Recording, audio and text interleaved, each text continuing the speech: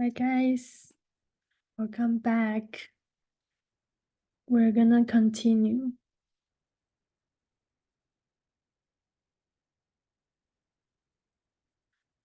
Lecture 7. So last lecture, this is a quick review. So if the hormone is a hydrophilic, that means likes water. So it will bind to the surface of the cell membrane and then it will bind to the G protein, and then G protein, it has a GTP attached to the G protein, and by having this hydrophilic hormone binding to the receptor on the G protein, this GTP will become GDP, and GDP will move to attach to an enzyme, and by attached to this enzyme, ADP will activate into CAMP, which is a second messenger. And other than CAMP, we have hundreds of types of second messenger. Another type that's well known is the calcium. These two are most used. And then the second messenger will bring the signal further into the cell, and it will have its effect. And phobic means fear, afraid of the water. The hormone is afraid of the water like it's fat. So fat is able to cross the phospholipid bilayer into the cell and make its effect.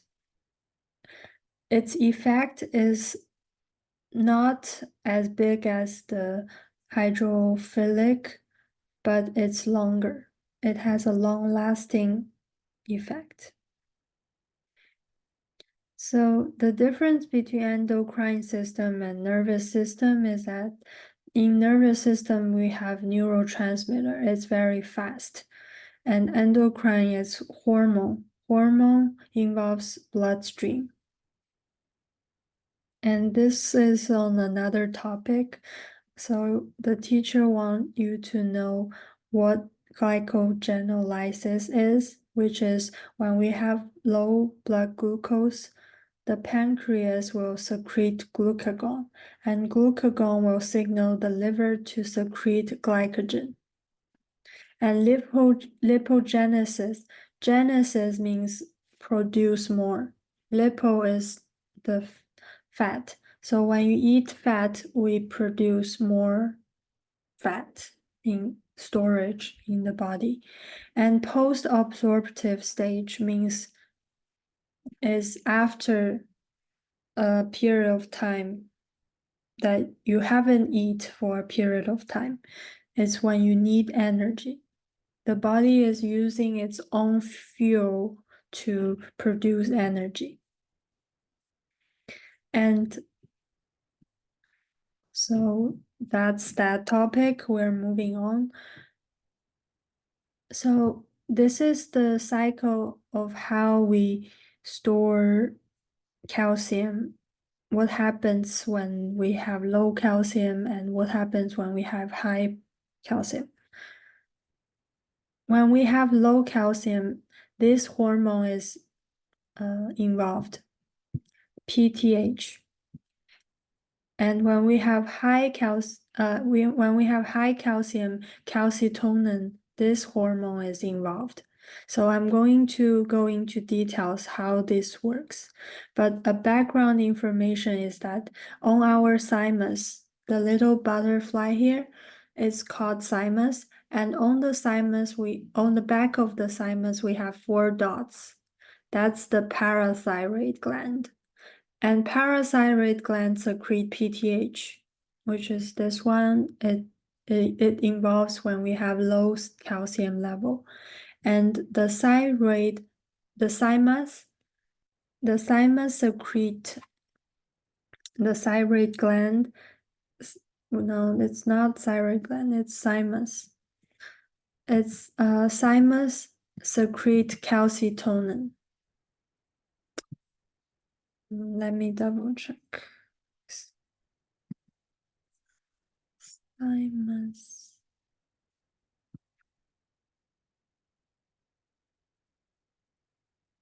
Thyroid gland.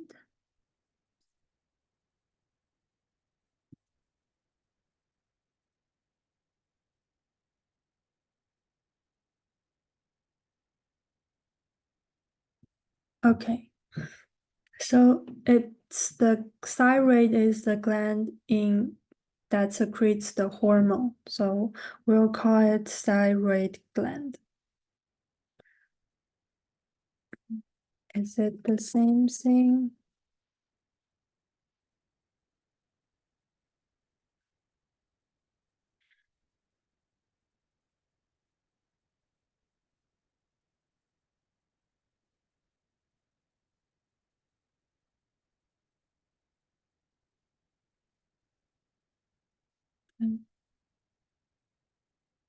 Okay, it's not the same thing. So we're talking about thyroid gland. Thymus is below.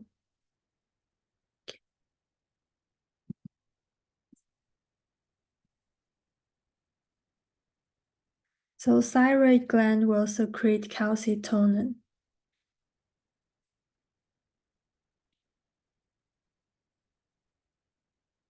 Okay. When we have low calcium, the parathyroid gland will secrete PTH. And PTH has these three functions. First, it tells the bone, the osteoclasts, to release calcium. And because calcium and phosphate goes along, so when we increase the level of calcium, we have increase of phosphate. So look out for calculi in the patient. And second function, PTH will tell the kidneys to reabsorb more calcium so that we can increase the calcium level. And the third function will be telling the intestine to reabsorb more calcium from the food. But it's the process of telling intestine to reabsorb more calcium is complicated, so it involves more details. So in our skin, we have the skin cells reabsorb inactivate vitamin D from the sun. But this vitamin D is inactive. We need to activate it. How do we activate it? It's through kidney. So first we have PTH, and on top of that, we need the kidney to release an enzyme called hydroxytase. You don't need to know this name exactly, just know that kidney release an enzyme plus PTH, it's able to activate the vitamin D from the sun that's gotten from the skin cells. And then we use this activate vitamin D on the intestine to signal the intestine to reabsorb more calcium. In contrast, if we have a high level of calcium in the body, our thyroid gland will secrete calcitonin. Well, this one is easy. It has two functions. First, it tells the kidney to excrete the extra calcium, and also it tells the bone to store more calcium. And the cell that involves on storing the calcium is osteoblast. So blast, think of it as building up the bone, so storing more calcium.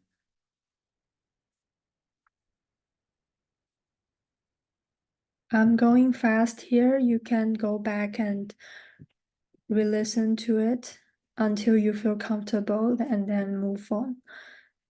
Here I put a picture of a hypothalamus and the anterior and posterior pituitary gland. So you see that the neuron from the hypothalamus to the anterior pituitary gland is short. It ends at the edge where they connect. That means between this neuron, if the hypothalamus wants to communicate with the anterior pituitary gland, it has to secrete hormone, neurohormone, and then this neurohormone will go through a small blood vessel into the anterior pituitary gland to signal it to secrete other types of hormones, such as prolactin. And in hypothalamus to the posterior pituitary gland, the neuron is long, so it doesn't need any communication. It doesn't need neurohormone to communicate between the hypothalamus to posterior pituitary gland. It can directly tell the posterior pituitary gland to secrete neurohormones such as ADH, oxytocin.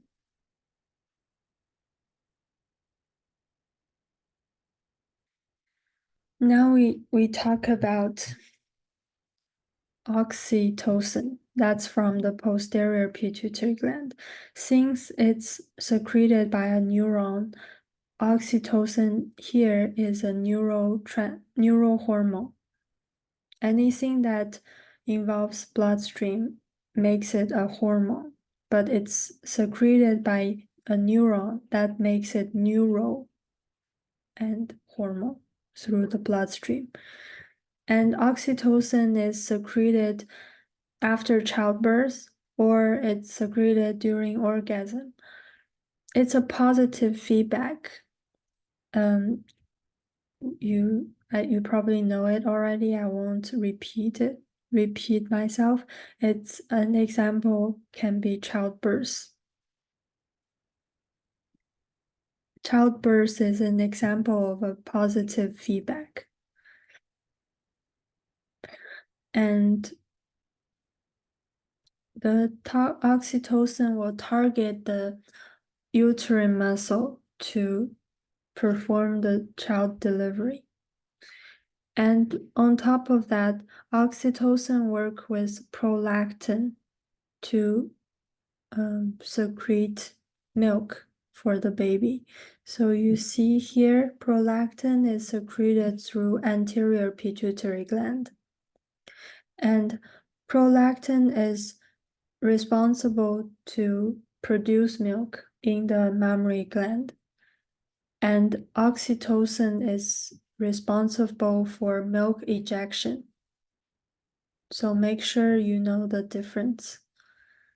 And the process will be the baby suckling on the nipple and hypothalamus here signals the posterior pituitary gland to secrete oxytocin, and then oxytocin will trigger milk ejection. Now, moving on. So in our brain, in the hypothalamus, we have the neuron. The neuron has osmoreceptor on it.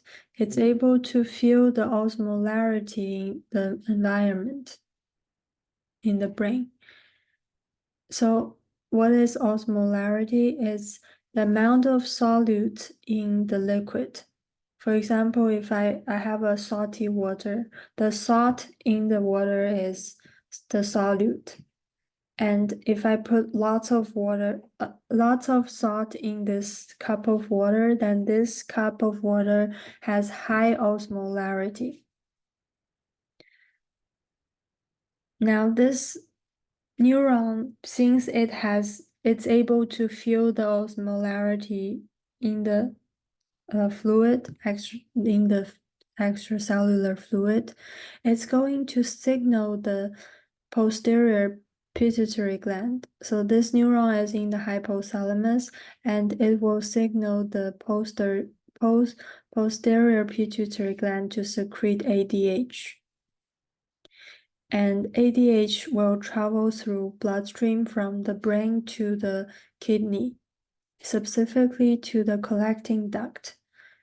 And it will insert aquaporin on the collecting duct. What is aquaporin? It's a type of channel for the water. Aqua means water, porin means protein. We're inserting a protein for the water. So it's a channel specifically for the water to be reabsorbed into the body so that the BP, the blood pressure, will go up.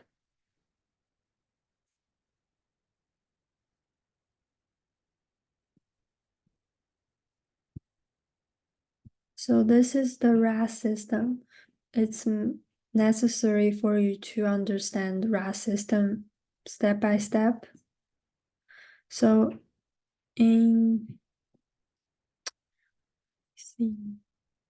liver will secrete angiotensinogen. This happens in normal days.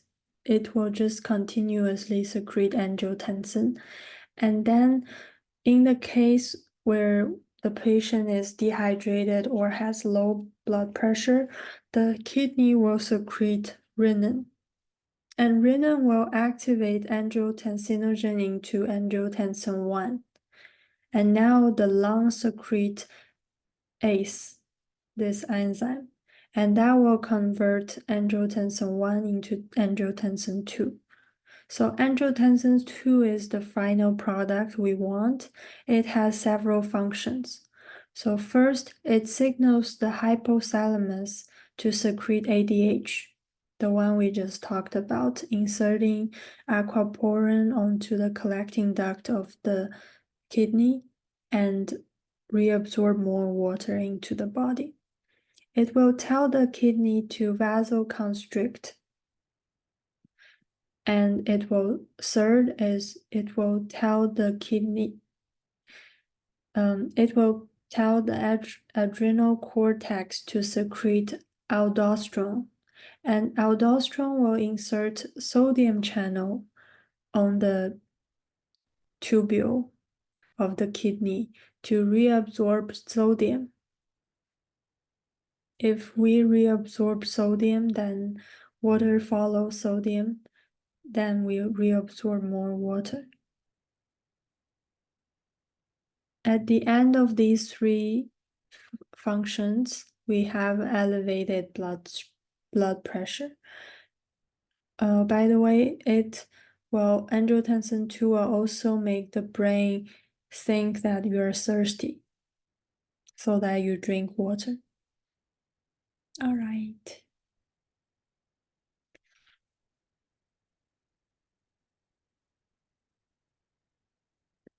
Lecture 8. So I want to explain what tropic hormone is. It's the same picture I drew in lecture 7. Sorry, it's stuck.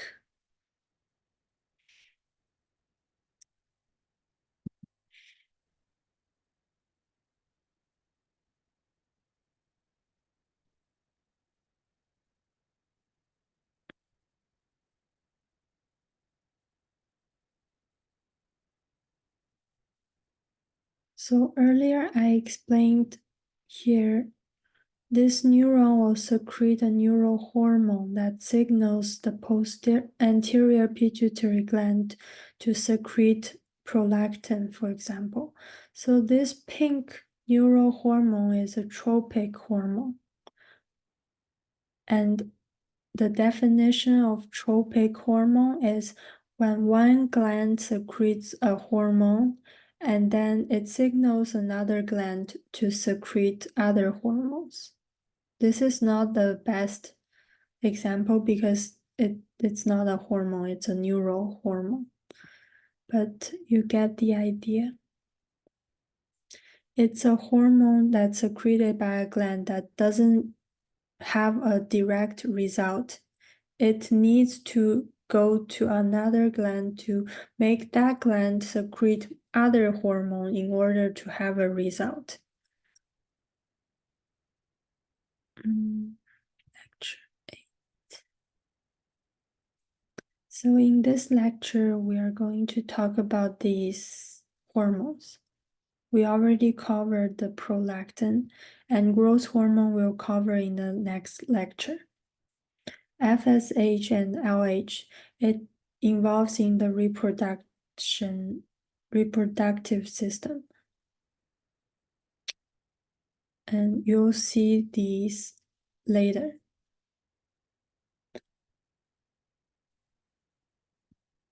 So let's talk about FSH and LH. First, in male, what does FSH do? First, it's the hypothalamus. First, in our blood, our brain gets the signal that we have low testosterone. And then the hypothalamus will secrete GnRH, and GnRH will signal the anterior pituitary gland to secrete FSH. FSH will target the testes. And then on the testes, we have this kind of cell that you don't need necessarily to memorize, just recognize it, Sertoli cell. And then this Sertoli cell will assist sperm production. You can just think of it as, okay, FSH produce sperm. Next, we have LH, the same pathway, and LH is secreted by anterior pituitary gland. That will target the testes, and then it will target specifically the Leydig cells on the testes. And then this cell will produce testosterone. What does testosterone do? It helps produce more sperm, and it goes into the capillary and it helps with secondary male character. For example, more EPO. EPO is the hormone that kidney secretes to produce more red blood cells. That's why males have more red blood cells than women. So in female, the same pathway, GnRH from the hypothalamus, and then FSH from the anterior pituitary gland. It will target the ovary and tell the ovary to mature, to have the primordial follicle. It's just that they have premature follicles, and then FSH will signal the one or more of the follicles to start maturing, and then that will lead to this granulosa cell. That's the orange one here. And the orange part, granulosa cell, will produce more estrogen.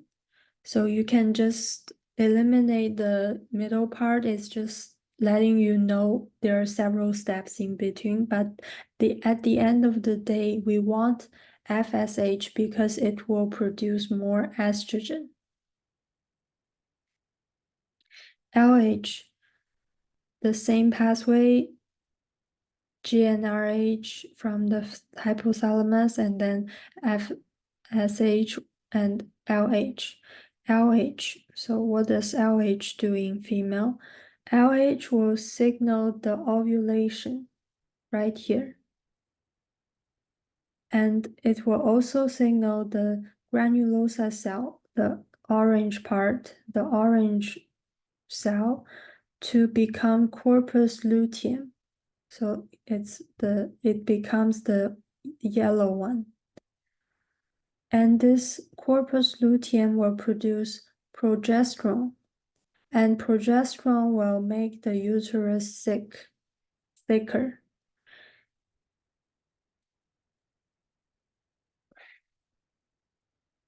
And the HCG is from the fetus.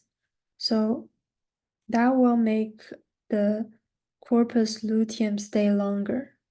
And then we will get more progesterone. And the corpus luteum will also secrete estrogen. So to summarize, LH, we have ovulation, we have more progesterone and more estrogen. As for FSH in female, it produces more estrogen. And what does estrogen do?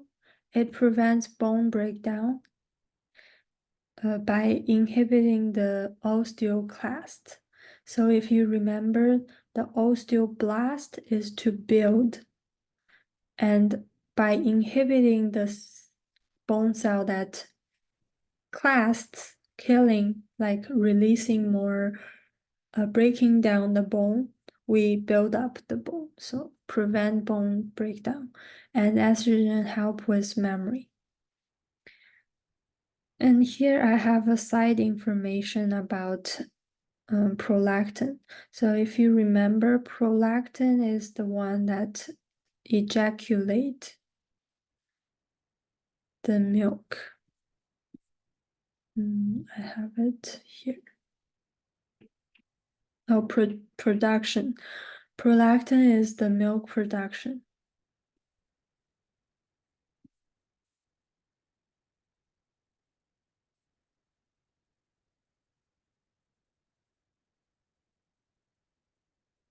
So in the hypothalamus, why do we mention it? Is because sometimes when patients, even male, take antidepressant will decrease the amount of dopamine in our brain. And so the teacher said the study shows that actually the hormone that inhibit prolactin is dopamine. So in normal times, we have normal amount of dopamine that has the function of depressing the,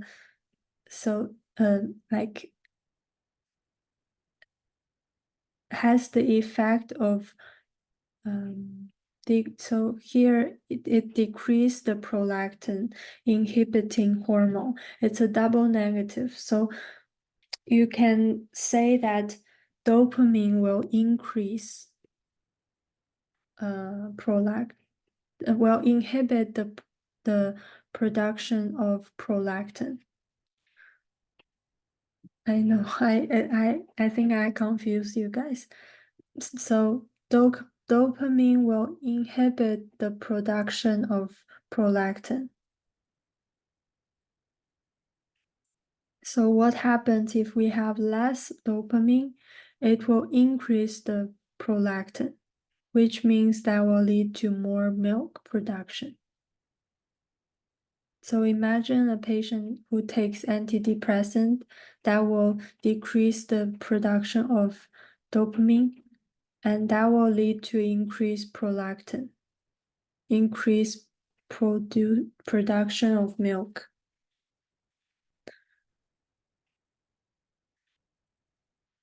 If we have progesterone, estrogen, prolactin together before labor, it develops breasts.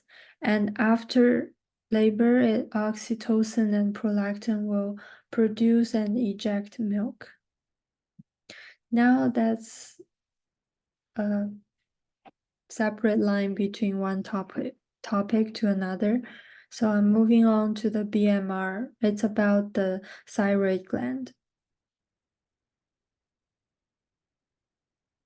It's about, thyroid gland. So first we need to talk about BMR. BMR is when you are resting. Basal means resting. Metabolic rate. What is the metabolic rate when you are resting? That's the definition of BMR. So why do we mention BMR? It's because if we have too much thyroid hormone, will increase the basal metabolic rate. Here's the negative feedback process. So if we have more TRH from the hypothalamus, it signals the anterior pituitary gland to secrete TSH. And TSH will travel through the bloodstream to the thyroid gland and signal the thyroid gland to secrete T3, T4. T3, T4 are the hormones that has final result. So that makes TSH and TRH both tropic hormone. If you forget what tropic hormone is, you can go back to the beginning of the lecture 8 video. And then if we have enough amount of T3, T4, it inhibits more production. So we already have enough T3, T4. So this amount will signal the brain, okay, it's time for you to stop producing TRH and TSH. There's no need to produce more T3, T4. So that's why if a person has high T3, T4, they will have low TRH and low TSH.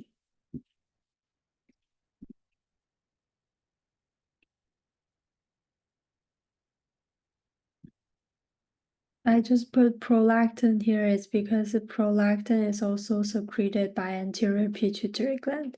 It has nothing to do with this line. Okay.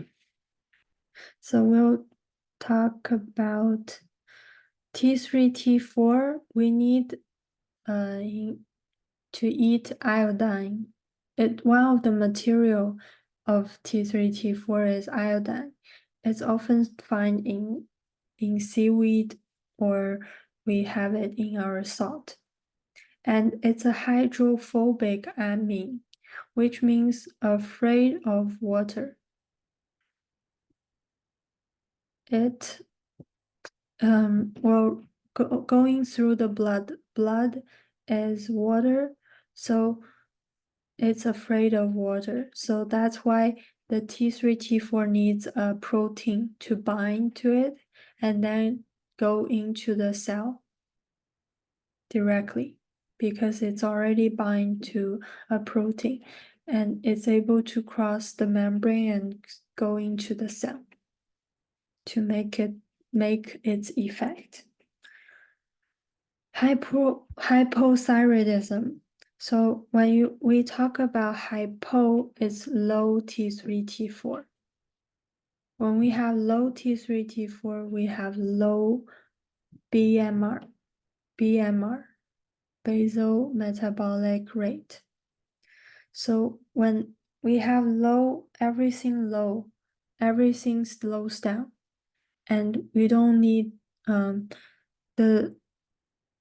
fat is accumulated, so there will be increased weight, and everything slows down, slowing down of respiration rate, slowing down of the making protein. The body is at rest. It's not working. It's not producing more storage of energy.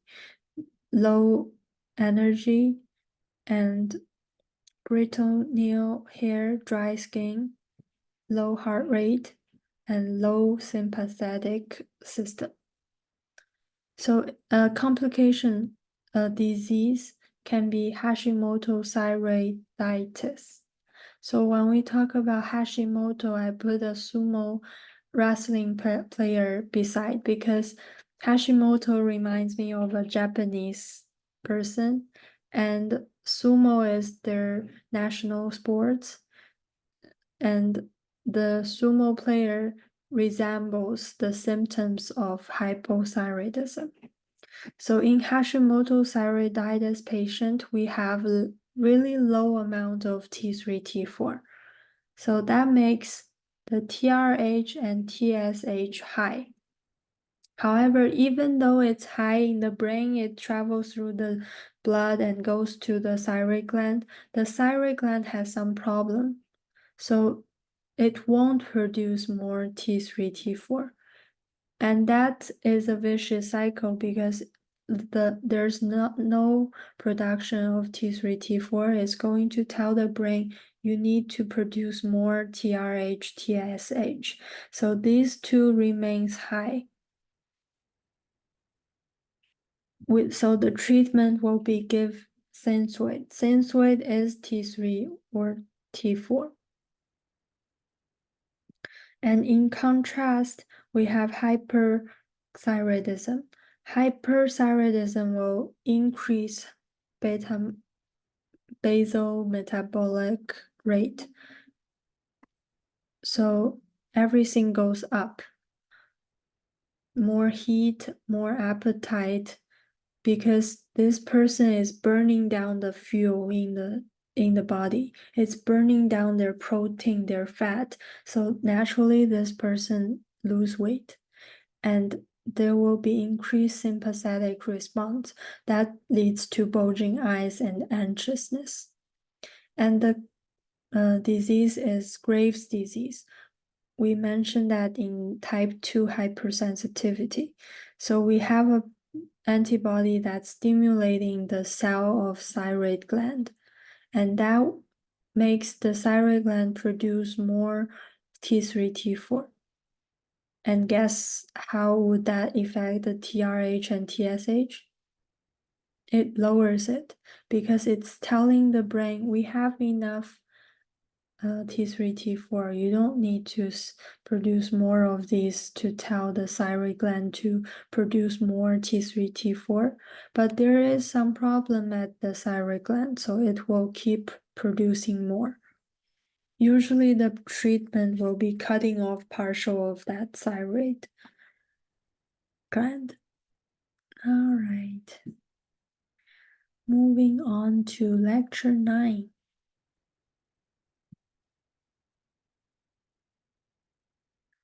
Lecture 9 is about growth hormone and cortisol. So growth hormone will do two things: signal the fat cells and signal the liver. So after signaling the fat cell, what does it do? It tells the fat cell to release fat, lipolysis. And then it tells the liver to produce an insulin-like growth factor. It's a hormone. You don't need to memorize the name. So what this hormone does is to promote bone growth and muscle growth.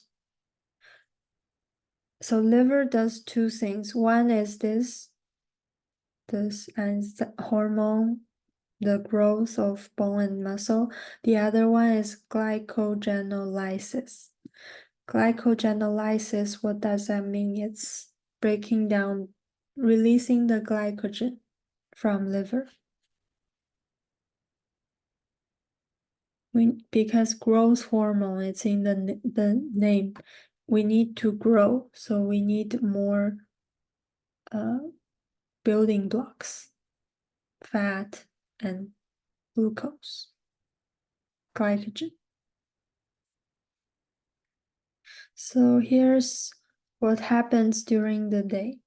The key point, so growth hormone will be released when we exercise and when we are hungry and while we are sleeping. The key point for you to know is that it releases the most when we just fall asleep during 11 to, 3 a.m.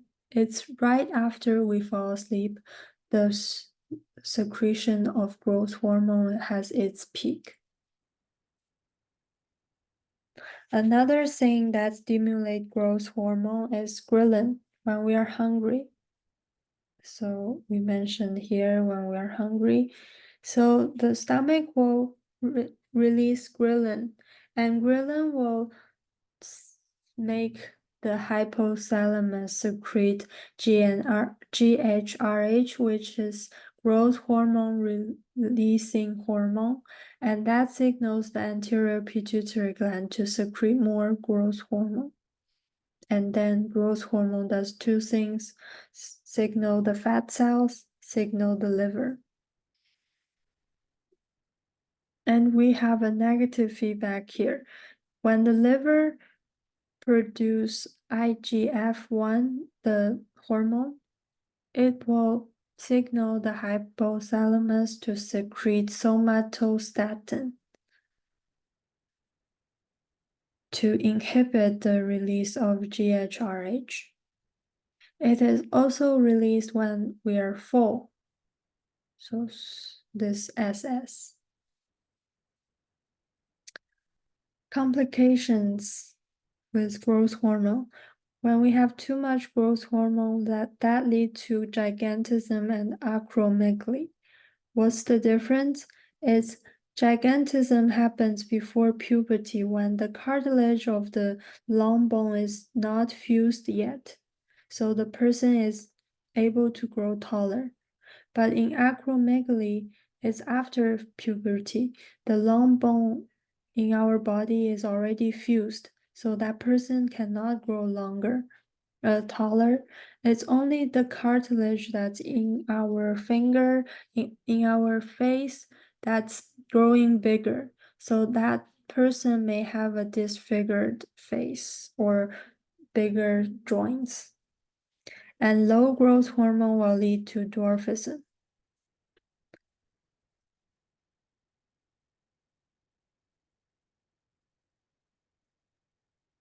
This is the structure of an adrenal gland.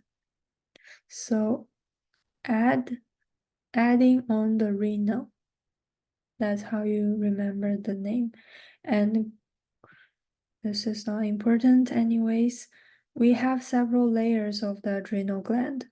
On top of the adrenal gland, we have mineral corticoid production. So that's aldosterone.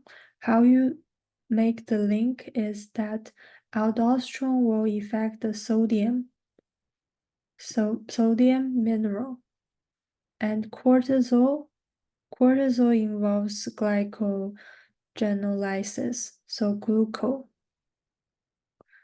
That's the middle layer. So here I redraw the RAS system. I won't repeat myself. I'll just talk about where I highlighted here.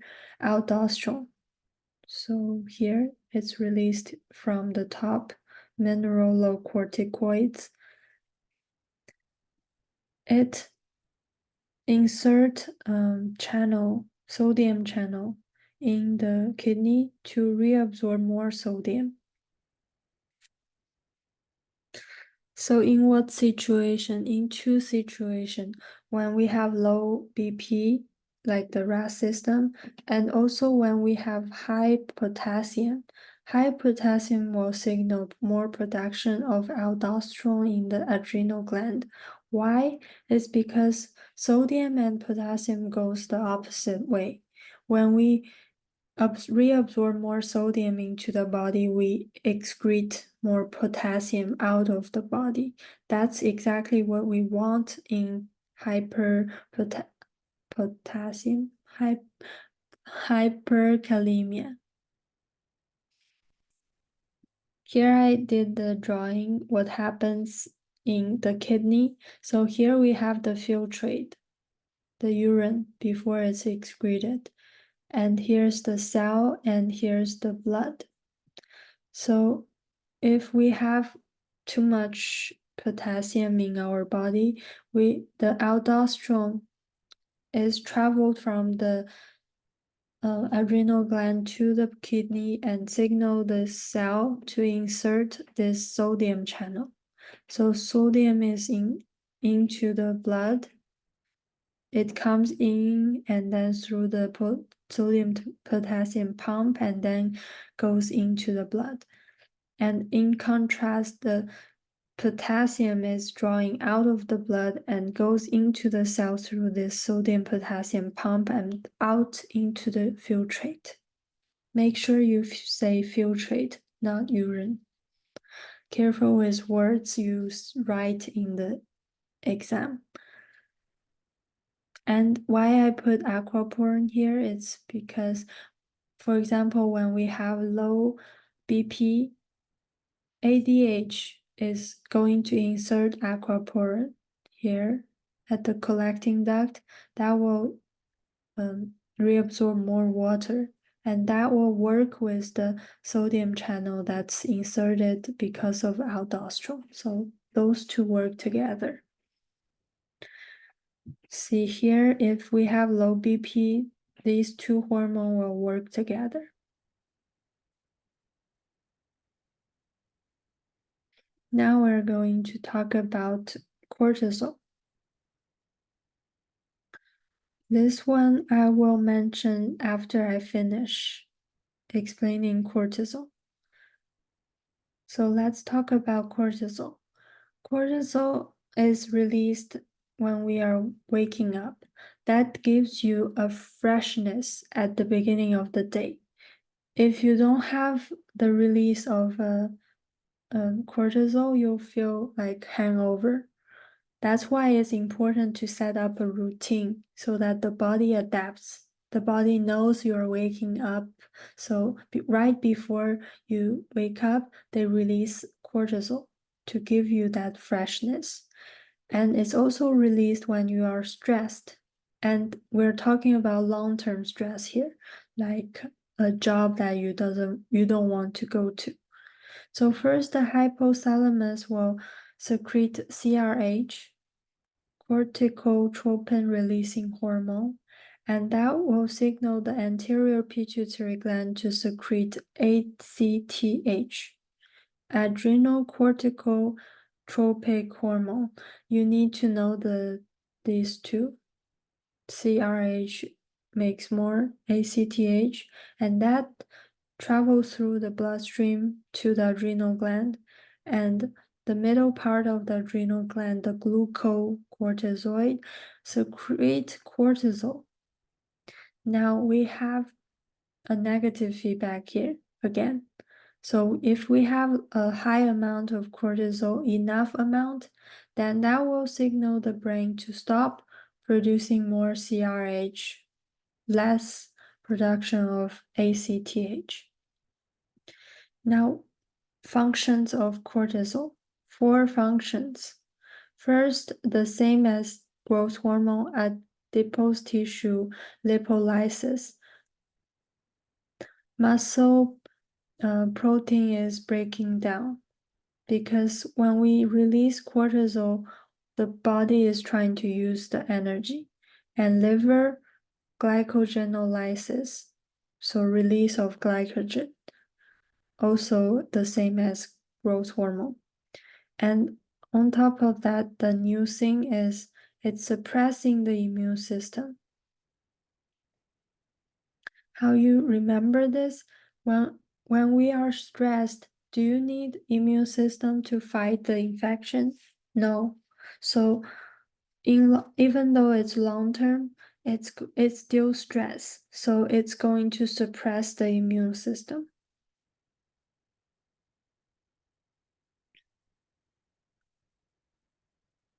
So here's the difference. CRH is secreted through hypothalamus and ACTH from the anterior pituitary gland. The only difference is that in short-term stress, epinephrine is secreted by the adrenal gland, and that leads to increase of everything. And in long-term stress, cortisol is secreted by adrenal gland, and some aldosterone is secreted also.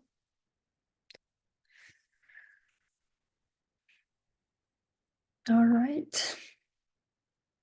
So when we break down fat, we also release ketone. That's the byproduct. And muscle breakdown and also liver release glycogen.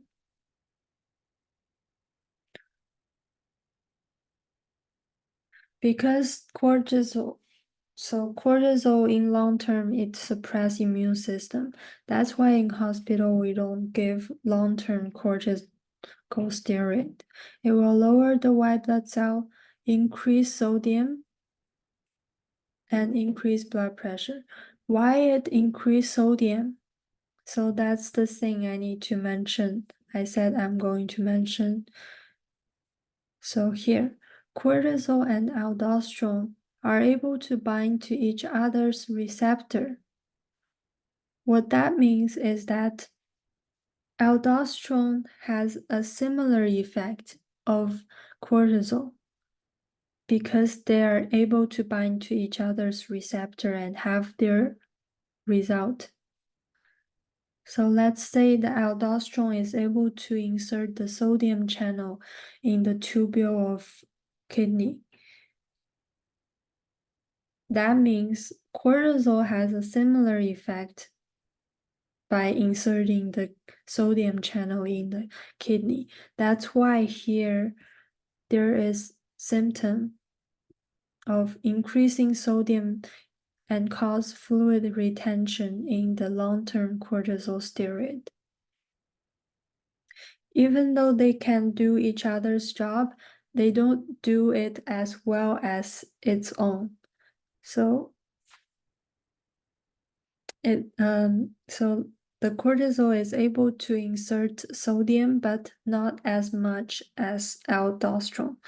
But yes, they can do each other's job. So don't forget some side effect of that. If we have too much cortisol, that means too much sodium is reabsorbed, and that will cause fluid retention. And that's why NSAID is better than corticosteroid if the person needs long-term, more than 2 weeks. Some complication of cortisol. Cushing syndrome. The cushion is like round and full of cotton. It's big. So that reminds you about fat release, more glucose release. These fuel is released into the body, but the body doesn't actually need it. So these fat and glucose are being redistributed, and that will lead to obesity. Addison's disease, in contrast, has low cortisol. So low cortisol leads to fatigue, weight loss, less sodium reabsorption, less BP, lower BP, and leads to salt craving and leads to low blood glucose. So here I made a question for you. So guess which line is growth hormone and which one is cortisol?